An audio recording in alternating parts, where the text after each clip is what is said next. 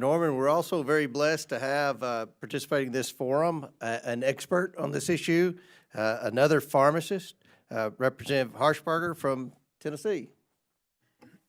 Oh, thank you, Mr. Comer, for allowing me to sit on this committee hearing today. You know, I've been a pharmacist and a compounding pharmacist for over 35 years, and I've been waiting 35 years for a committee hearing just like this. And I'm going to tell you, I took notes on everything that each one of you said, and I have been fighting this for over 30 years, and I understand it. You can't fix a problem unless you understand it. For heaven's sakes. You know, 2 years ago, I read an article by Susan Lang out of XIL Consulting, and you may be familiar with it. If you're not, I'll give it to everybody on the committee. And it talked about, this was 2 years ago, a new analysis of CMS data that payers and pharmacy benefit managers are profiting from obscure pharmacy fees at a rate in excess of 500% per prescription compared to the average PBM administration fee. These direct and indirect remuneration fees, which is like reading a cable bill. Does anybody know how to read a cable bill? That's what it's like. And I didn't even know these existed when I was looking through reconciliation in my own pharmacy, and I'm like, what's this? They were taking back money 6 months later, and I've talked to pharmacy owners who have multiple pharmacies, and they've taken up to $2 million back. How can you even set a budget, a month-to-month budget, much less know how to allocate funds for the next year when you don't know what they're going to take back out of your remittances? And if you don't give it to them, they'll just take it back out of the new remittance coming out every month. And I've talked to you, Ted, about this, and it's almost like a step approach or a prior approval process. You have to have 2 exorbitant bouts of nausea and vomiting before you can get an approved drug. And Dr. Feldman, your rheumatoid arthritis patients, for God's sakes. With all due respect, Mr. Caldwell, I can tell you that the rebates do play into step therapy. Oftentimes, I have to choose a drug that is as more expensive before I can get to a less expensive drug. I mean, the example of the $10,000 metastatic prostate cancer drug is available on the formulary. Through appeal, a much higher tier, you have to step through the $10,000 one before you can get to the $350. Don't tell me that rebates and kickbacks, don't have anything to do with it. And one other thing I'd like to dispute, he says the employers are asking for this. I started giving PBM 101 lectures to Rotary clubs around Louisiana. My husband's very active in that, and they keep asking me. I have employers coming up to me afterwards saying, now I understand. One self-employed, self-insured, she said, I have atrial fibrillation. I've always paid this one price for it. I signed the same contract every single year. This year, that same drug now costs $500.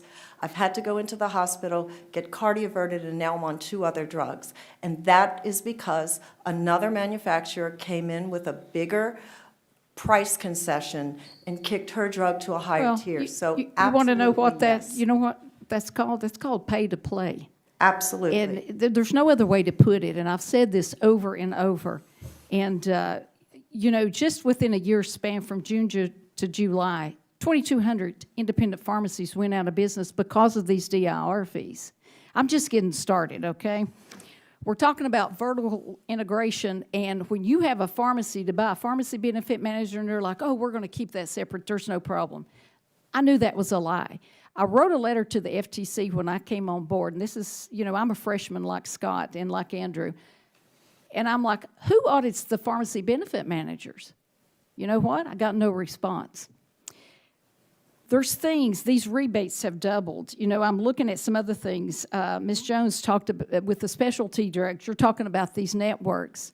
It's a take it or leave it mentality. You either take what we're going to reimburse you or you leave it. And there's closed networks, too, that you don't even have an option to get into.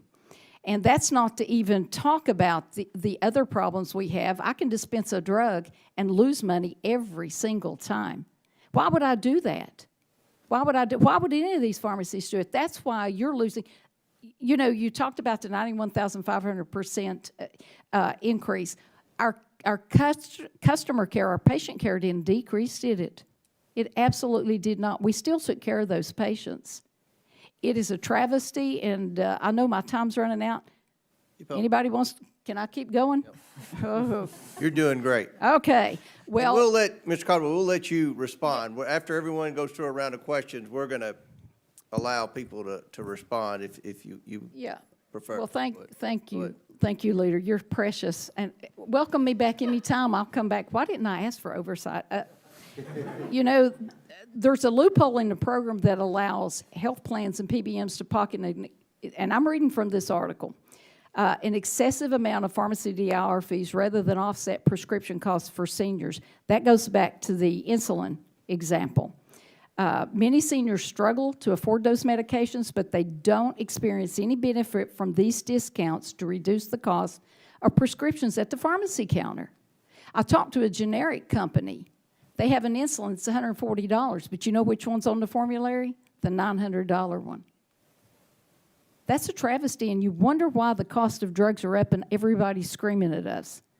PBMs are part of the problem, and now I was on a Zoom call last night with Senator Marshall. They're going to do the same things with the labs, and they're going to cut the pricing and the reimbursement on those. And it's the same thing. These things didn't exist. I used to have to do it with the credit card machine to bill PBMs. But what's happening to you, Dr. Feldman? What's happening to the chemotherapy patients? Ralph is right. There needs to be some litigation with this. It's a pay-to-play, and I talked to a pharmacist in New Mexico.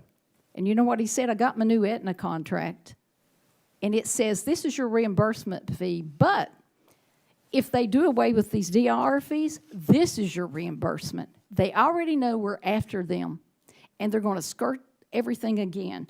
Now, I could go on and on, but you know what? I know Andrew's waiting. Right.